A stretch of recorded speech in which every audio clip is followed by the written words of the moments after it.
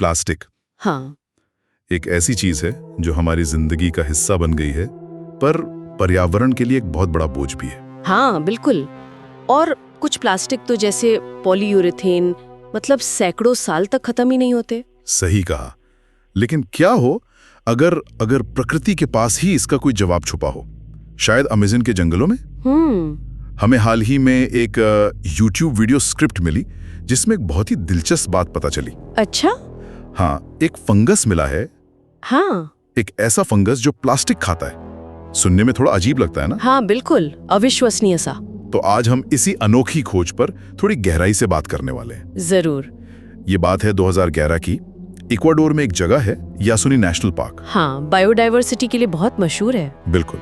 तो वहां L university के कुछ छात्र गए थे रिसर्च के लिए, और उन्हें मिला ये क्या नाम था उसका, पेस्टलोटियोप्सिस माइक्रोस्पोरा। हाँ, नाम थोड़ा मुश्किल है, पेस्टलोटियोप्सिस माइक्रोस्पोरा। पर इसका काम बड़ा कमाल का है। हाँ वो तो है। और सबसे हैरान करने वाली बात पता है क्या है? क्या? ये पॉलीयूरेथीन को पचा सकता है, वही मजबूत वाला प्लास्टिक जो आसानी से गलता नहीं, जो हमारे जूतों में, फर्नीचर में, सब जगह होता है। अरे वाह! पर ये करता कैसे है? मतलब कोई खास तरीका? देखिए, ये कोई जादू नहीं है, ये प्योर साइंस है। ये फंगस ना कुछ बहुत ही शक्तिशाली एंजाइम्स छोड़ता है। एंजाइम मतलब? एंजाइम मतलब आप समझ लीजिए कि ये खास तरह के जैविक औजार हैं, कैंची जैसे। अच्छा। हाँ, तो ये औजार प्लास्टिक के जो बहुत मजबूत मॉलिक्यूलर स्ट्रक्चर होते हैं ना, मतलब अणुओं की जो एकदम जटिल बुनावट होती है, हाँ। उस पर सीधा हमला करते हैं। जैसे किसी ताले को खास चाबी से खोलना? बिल्कुल, बहुत अच्छा उदाहरण दिया आपने।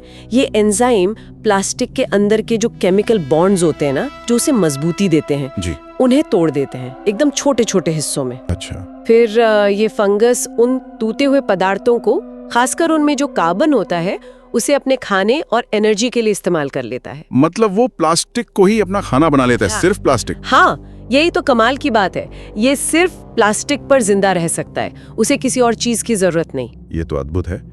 और मैंने सुना कि ये बिना ऑक्सीजन के भी काम कर सकता है। ये कैसे मुमकिन है? हाँ, ये भी इसकी एक बहुत बड़ी खूबी है। अजीब लगता है पर सच है। और सोचिए, ये कहाँ काम आएगा? कहाँ? हमारे कचरे के ढेरों में, लैंडफिल्स में। हाँ, सही बात है। वहाँ नीचे गहराई में ऑक्सीजन तो होती नहीं है। बिल्कुल। तो ऐसी बिना ऑक्सीजन वाली, मतलब एनारोबिक जगहों पर, जहाँ दूसरे कई तरीके फेल हो जाते हैं, ये फंगस बढ़िया काम करता है। वाह! मतलब अंधेरे में बिना हवा के प्लास्टिक की दावत। तो अगर ये इतना अच्छा है तो हम इसे इस्तेमाल क्यों नहीं कर रहे अपनी प्लास्टिक प्रॉब्लम को सुलझाने के लिए? क्या मतलब जल्दी हमारे किचन में एक फंगस का डिब्बा होगा? नहीं, शायद उतना आसान नहीं है अभी। लेकिन हाँ, वैज्ञानिक किसी दिशा में सोच रहे हैं।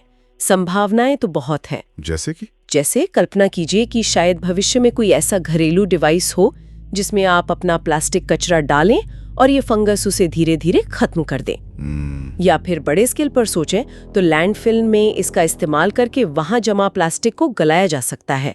कचरे के पहाड़ कम हो सकते हैं। ये सुनने में तो बहुत अच्छा लग रहा है, लेकिन क्या इसमें कुछ मुश्किलें या खतरे भी हैं? हाँ, चुनौतियां तो हैं, बिल्कुल है।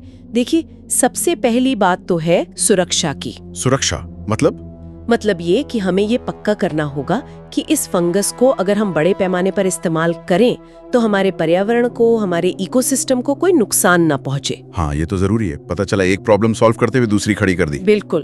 और दूसरी बड़ी चुनौती है इसकी स्पीड और स्केल। स्पीड? हाँ, दुनिया में प्लास्टिक कचरा इतना ज्यादा है कि इस फंगस की जो प्लास्टिक पचाने की रफ्तार है ना, उसे बहुत तेज करना होगा।